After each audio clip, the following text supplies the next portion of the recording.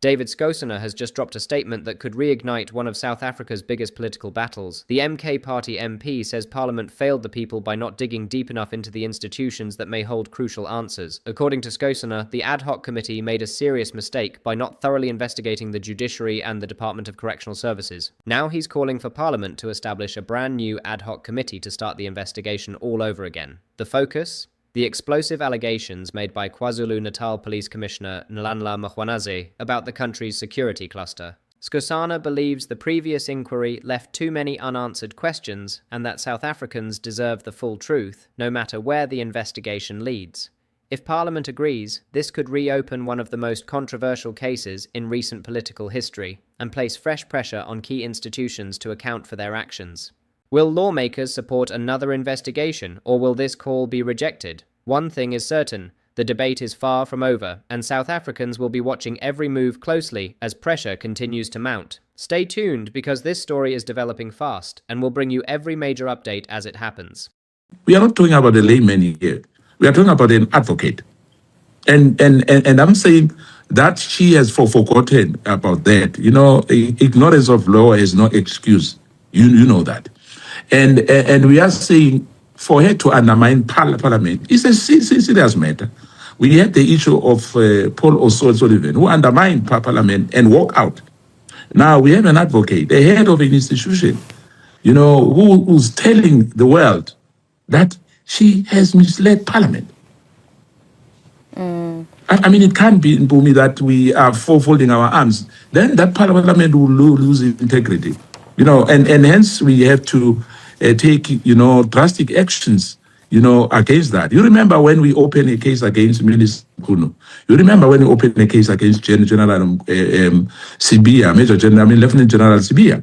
You know, some were like a laughing stock, but today we have been vindicated.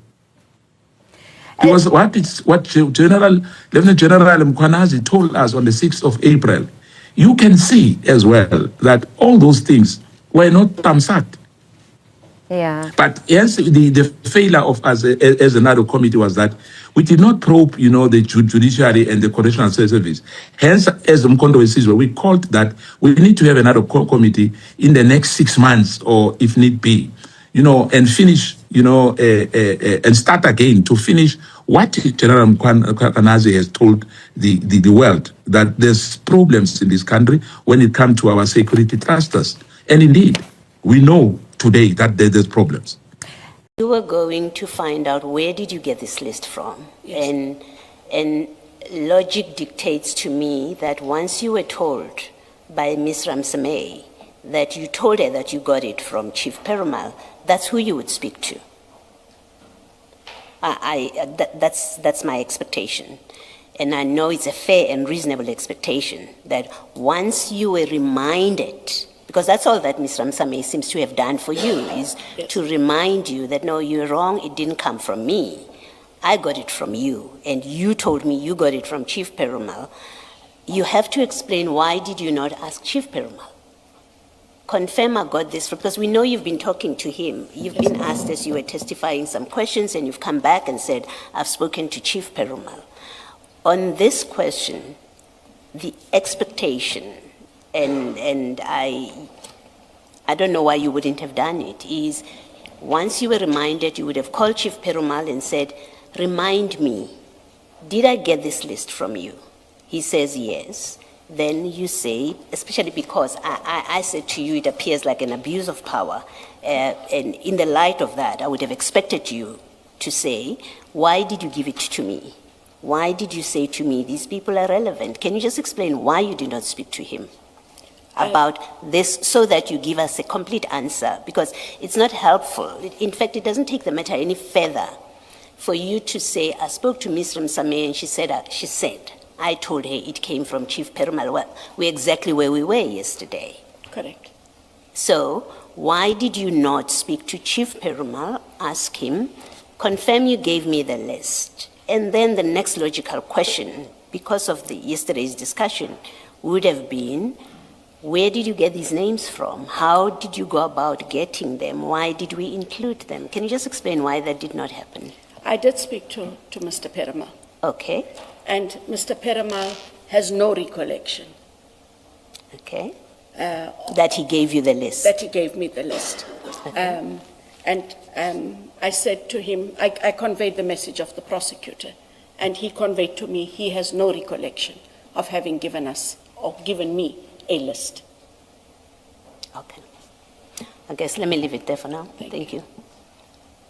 Thank you, Commissioners. I would like us to consider, in relation to the issues under discussion now,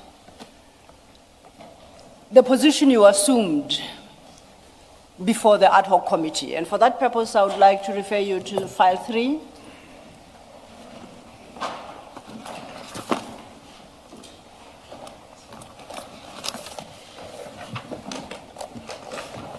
And in particular, if we could go to page 559. That is CJC 375, which starts at 523. That's a transcript of your testimony before the ad hoc committee. Sorry, Counsel, you want me to go to page? 559. Now, let's start, it's not numbered, the lines, but you see the line that reads the committee adjourned for lunch. That is correct. I want to pick it up from there. Advocate Arendse says to you, we are dealing with a referral by Mr. Adams in terms of section 27. You said that apart from seeing him on television screen, you do not know him at all. You say that is correct. You did not receive the referral yourself when it was received by IDEC. That is correct. What is the date of that referral? The second week of November 2024. So before ad hoc, you suggested that you didn't receive the referral affidavit from Mr. Adams. The last 2 days before the commissioners here, you indicated that you received it and you actually triggered an internal process resulting in a Section 2813 application for a preliminary investigation. Correct. The two are contradictory. Which is the true position? Is it what you stated to the ad hoc committee or what you are stating to this commission? I took the question at the time to mean that I received it from Mr. Adams. That is why I prefaced it as I did by not knowing him. My office did receive the Section 27. That is the position. I received a Section 27 deposed to by Mr. Adams and dated the 21st of November 2024. But how could you so understand when Mr. Arendse's question is very direct? You did not receive the referral yourself when it was received by IDEC. That's the question. I did receive the referral. And your answer to the ad hoc committee is, that is correct, I did not receive it. That's what I took it to mean, that I did not receive it from Mr. Adams, but I did receive the referral. Where then did you receive it from? The referral, when it came in an envelope to IDEC, to the officers, through the normal document receival process, and then it was submitted to my office. Okay. So you received it from IDEC. That's what you wanted to clarify to Mr. Arendse. Didn't receive it directly from Mr. Adams by hand, you received it from IDEC. Correct. Okay, your engagement doesn't go that far. But let's move on. Yes, Are you leaving that page? I am not. I'm staying with Yes, the page. no, let me leave you to do All right.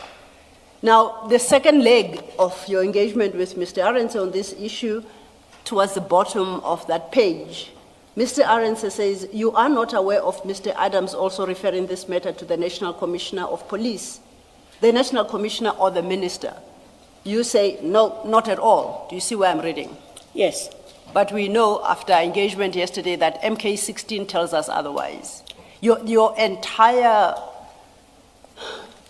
basis for being persuaded by the referral is precisely because you said these issues had been raised with the minister. The minister or the minister's office had purported to refer this matter to you in terms of Section 27. We had quite a lengthy engagement, and you too, with the commissioners, about what was the complaint to the minister. We suggested that it related to interference and interception. You insisted that it related to what is contained in the section 27. Going with your understanding, then it can be correct that you did not know that he had complained to the minister, because we know our annexure MK16, which you confirmed you received, and you responded to, although you don't quite recall in what terms, tells us otherwise. That is correct. At the time, I did not recall receiving anything from the office of the minister. So why didn't you say, no, when did you say, I don't recall? You definitively say, no, not at all. Not at all. Correct. So what was ad hoc to believe? What if ad hoc believed that statement? You intended for ad hoc to rely on that statement. That is correct. I did not recall remembering, that's stupid English. I did not recall receiving that from the office of the minister. Yes, Commissioner. You see, Advocate Johnson, your testimony yesterday was that IDEC received the minister's letter, and Correct. the minister's letter was unhelpful, and you instructed Perumal to get an affidavit from Adams. Now, that's completely different to what you said to the ad hoc, because the impression you are creating here is that it is Adams who came to IDEC, and this thing landed on IDEC's desk, when in fact yesterday we agreed that based on the minister's letter, or rather the letter from the minister's office, it is IDEC that reached out to Mr. Adams. So which is which now? Because here, it's Mr. Adams who's coming to IDEC, but yesterday you were quite clear that it's the minister who came to IDEC. The letter from the minister was not helpful. You then instructed Perumal to reach out to Adams, and that's how the Section 27 affidavit came about.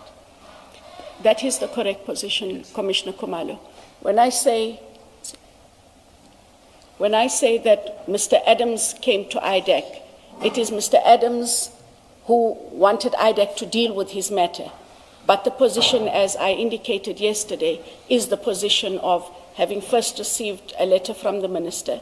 I did indicate that there were no attachments. I therefore asked Mr. Perumal to please engage Mr. Adams, as Mr. Adams wanted IDEC to deal with his matter. Okay. So, and then the last engagement on that page, your response to the ad hoc gives the impression that Mr. Adams's referral landed on your desk in the middle of December 2024. Now that cannot be correct, because on the 6th of December, you gave the authorization, the Section 28 sub 13 authorization. So it cannot be correct that the referral landed on your desk in the middle of December 2024.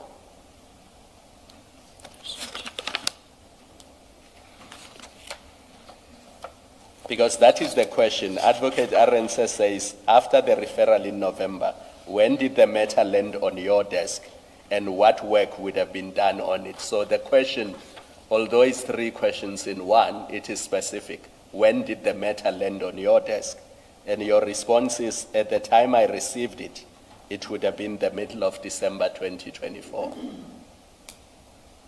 That was incorrect, what you told the This is committee. incorrect, yes. Because already by the 6th of December, you had engagement not just with Perumal, but also with the prosecutor. That is correct. Because you would have, by the 6th of December already, looked at the application from the prosecutor and formed a view that you are going to authorize investigation into those 12 people that we mentioned earlier. That is correct, Commissioner Khumalo.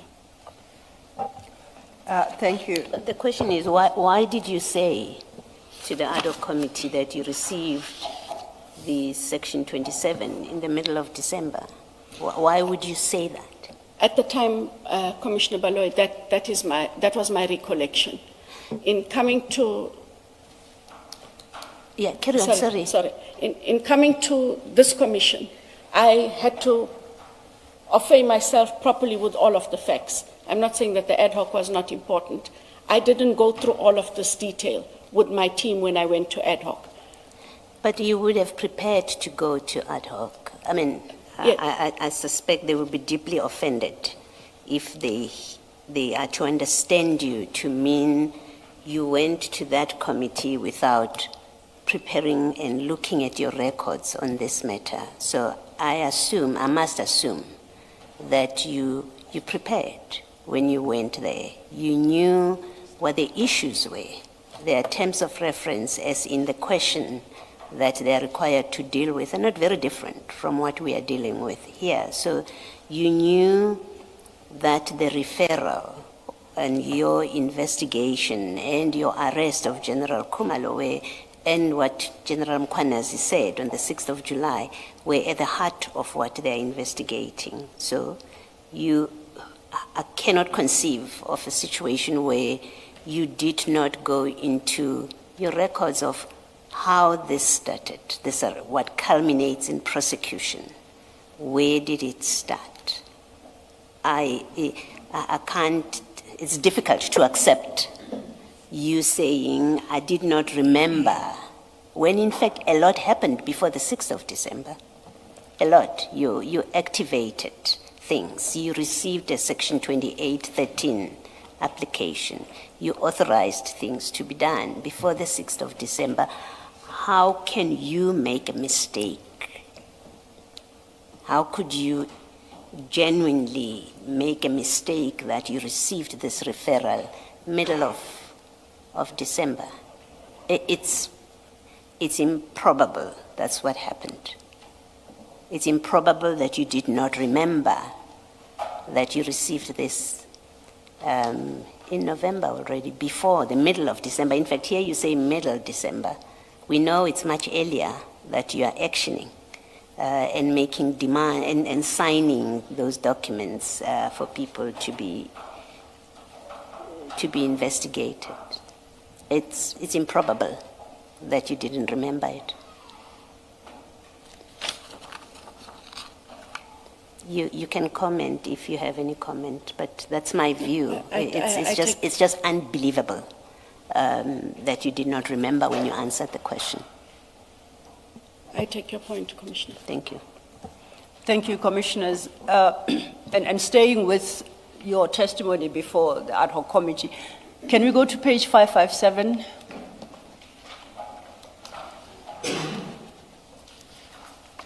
And just to introduce the issue, it starts at 557, bottom thereof. Advocate Arendt's stating, you mentioned that you do not know, have never met Mr. Adams. You mentioned in your statement that when he approached IDEC, he had already gone twice to the subs in Western Cape and Gauteng province to open cases. Now we know that he didn't approach IDEC. IDEC approached him. We know that now for a fact. Do you confirm? Correct. And then Advocate Arendtse continues, and then you say somewhat miraculously that these cases disappeared. Now, do you have first-hand knowledge of this, or are you just conveying information that came to your knowledge at some point? Your response at 558 reads thus: this came to my knowledge through my own investigators who had taken the Section 27 referral affidavit from Mr. Adams. Part of what he indicates is that when he received information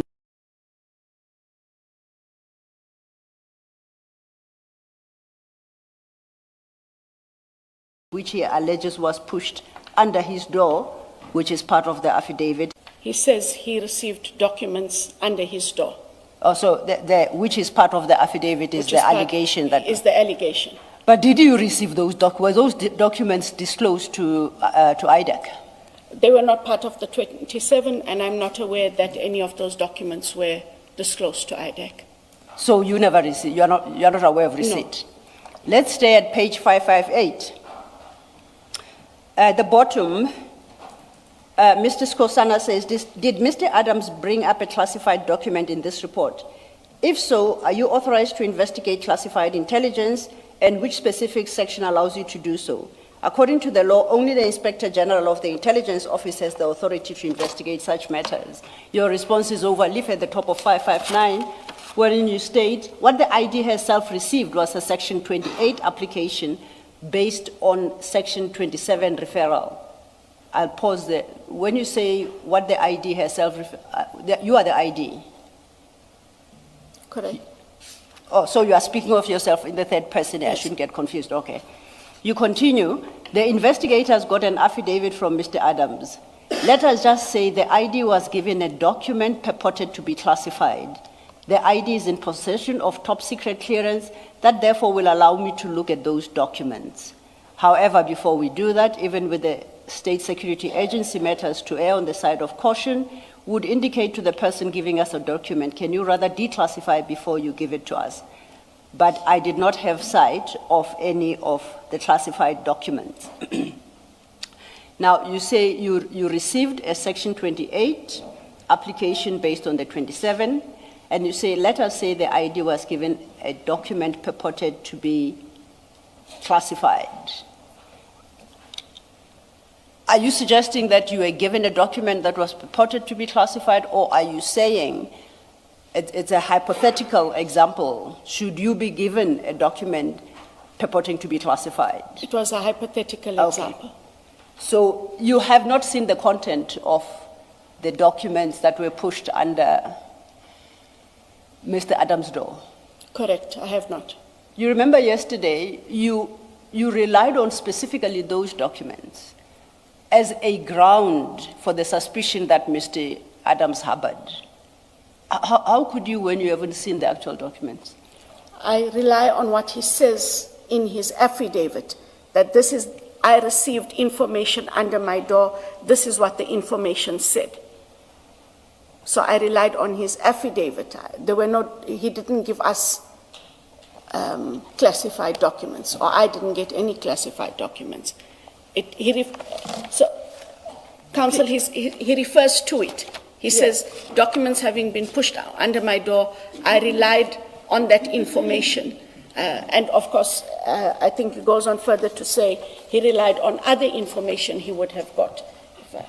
Now, if you are looking for the referral affidavit, Mr. Adams's, it's at file 2, page 512, and the paragraph you're referring to is paragraph 3.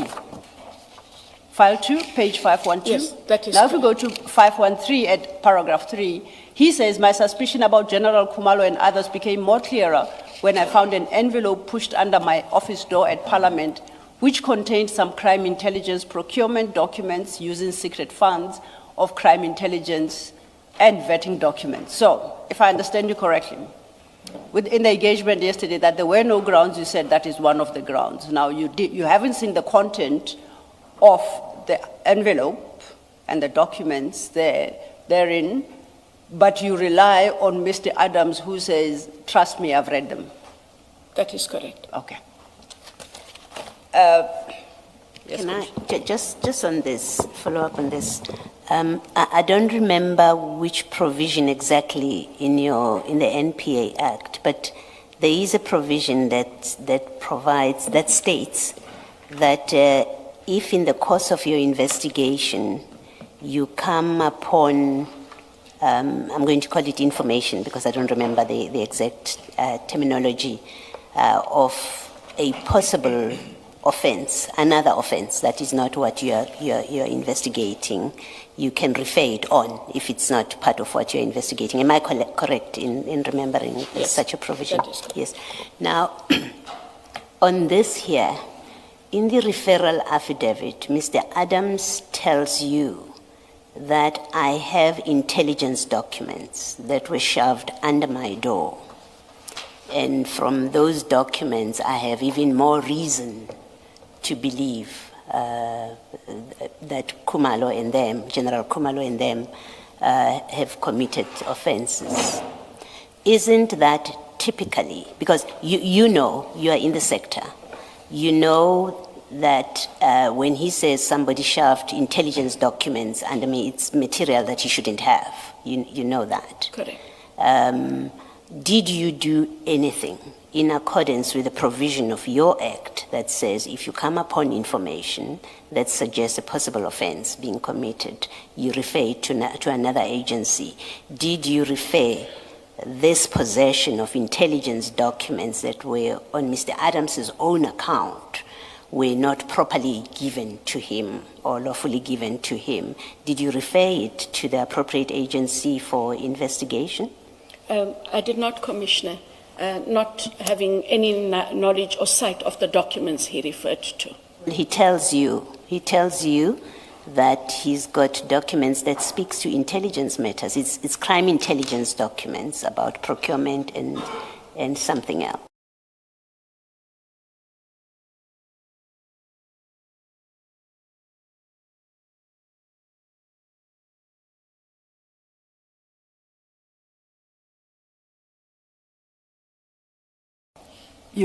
Regarding the dockets, now, this is, as of the 6th of December, you have authorized... Ms. Silla, sorry, can Yes. I please interrupt you? I didn't realize Absolutely. you're asking Absolutely, a different Commissioner. question.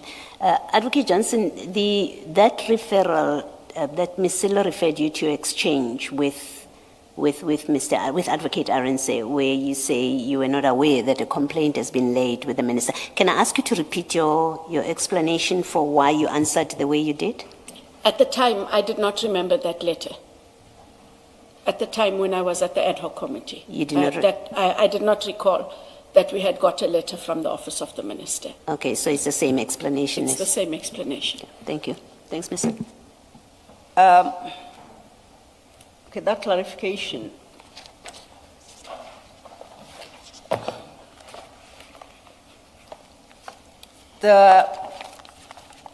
Staying with the transcript.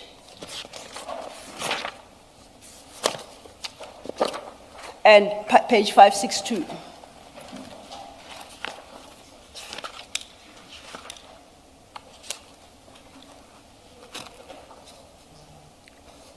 At the top of 562, Advocate Arendt says, were you aware that the matter had also been referred to SAPS? You respond, only insofar as Mr. Adams in his affidavit indicated his initial report to a police station somewhere in the Western Cape, and then his reporting of the same to a police station in Gauteng. That is the only SAPS reference that IDEC is aware of. Then Mr. Advocate Arendt refers you to page 2H3 of the ad hoc record and states you will see there that is an email from Chief of Staff Ngabinde dated 1st November. Good morning, Major General Sibola. Ministry has received this complaint from a member of parliament. In order for the ministry to respond accordingly, please furnish this office with a report in responding to this complaint and the details of the investigating officer who was assigned to investigate those cases. Your report is expected by the 4th, Monday, 4th of November. You are not aware that this complaint was also being laid with the minister at the time, Minister Mkunu, and in turn he was referring to the police, and you say, no, not at all. Mr. Arendt continues, at the front of your bundle, there should be an information note that is addressed to the National Commissioner. It is dated 30th July 2025. It is signed by Lieutenant General Divisional Commissioner Inspectorate, P.A. Jacobs. This memo records the passage of this complaint by Honorable Adams and how it gets to the National Commissioner. The purpose of the information note is to provide a response to the allegations that, one, the division inspectorate was complicit and irregular in the handling of the service complaint leveled by Mr. Adams, and two, to reflect on an averment that the division inspectorate irregularly handed 7 dockets to the investigating directorate against corruption, IDEC. Were those the dockets that would have been requested by the IDEC investigation? Then you say the dockets that were requested are those dockets. So you confirm. I'll stop there.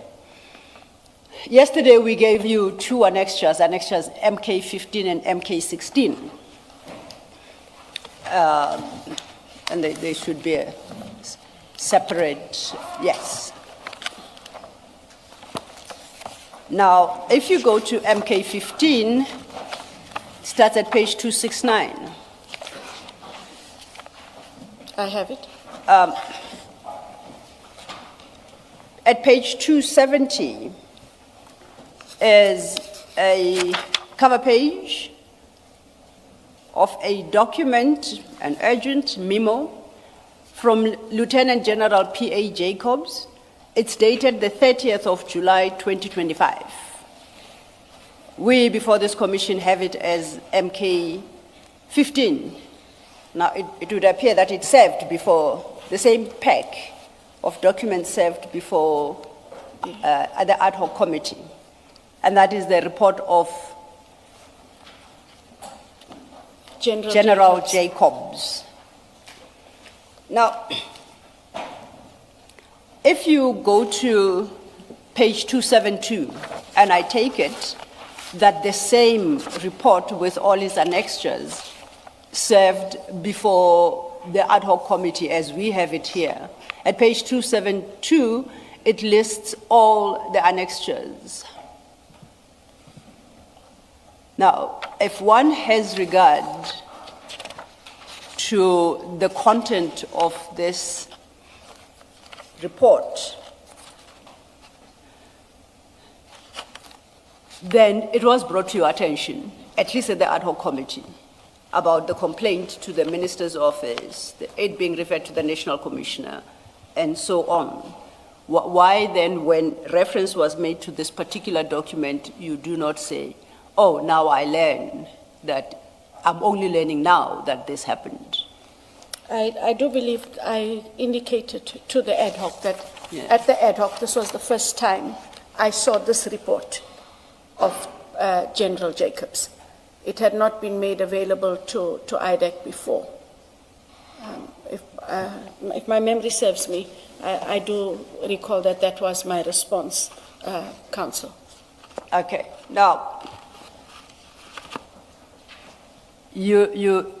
let's, because we are on this document, unfortunately I have to leave it for the moment and to come back to it, because I would like to go, I referred you to your statement, paragraph 8, and you don't have to go there if you can trust me to read it correctly into the record. At paragraph... Can you display it so that at least he yes, has sight that we of can do. At paragraph 23 of your statement, page 7, it reads, the referral was made by Mr. Fadiel Adams. It was not treated any differently. It was supervised and overseen like any other. There were 4 dockets that were relevant to the referral, following the common...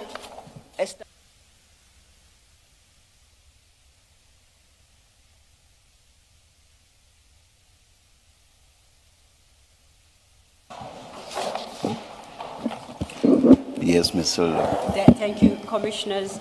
Advocate Johnson, before we broke for lunch, we're trying to understand what investigations took place after your authorization for a Section 28(1)A investigation on the 30th of May.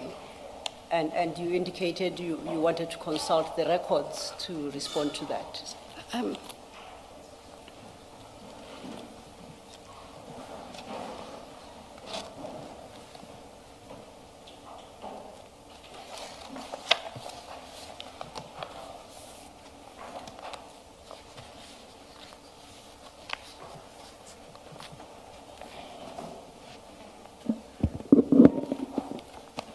Thank you, Chair. Council, I did contact the office. I've asked them to put it together, and they're in the process of just putting together a little document that will state between 6 December and 20 May, and 20 May and 27 June. I've asked them to please do that for us. Why 20 May? So for the date of the authorized... 30th May. 30th of May, yes. Now, I'm just interested from the 30th of May. Yes. Because we do have the docket 542 of 6, 2025. And I'm saying, on my reading of that docket, I can't find any document relating to investigations post the 30th of May. I take your word for it. Well, that's my reading of it, and I accept that I may very well be wrong. We know that that docket is numbered 542 42/6/2025. And we know that from the cover sheet